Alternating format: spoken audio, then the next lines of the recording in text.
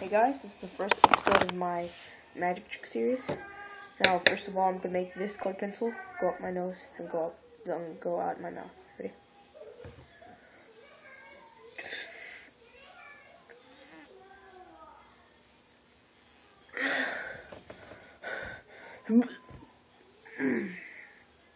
Yeah, sorry for the bad acting, but here's the reveal. So basically, it looks like this from this angle.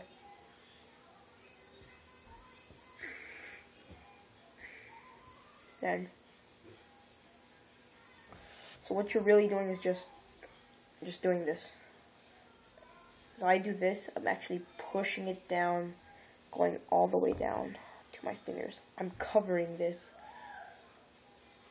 and basically doing it like this. Then what you just do is just put it in your mouth like this and just bite the colored pencil like this and just pretend it came out of your mouth.